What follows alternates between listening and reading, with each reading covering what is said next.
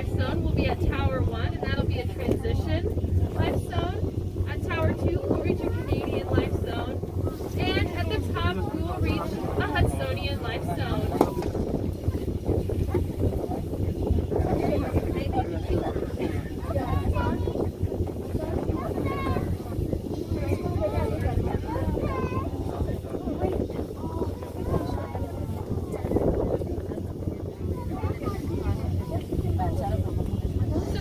Began its construction in 1964 and took 2 years to build. It was finished being built in 1966.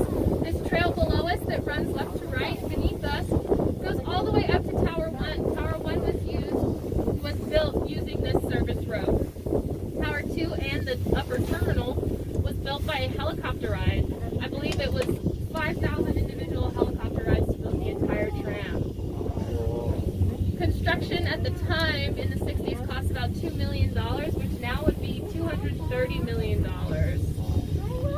As we pass over Tower 1, we will experience a slight swing and sway that is totally normal.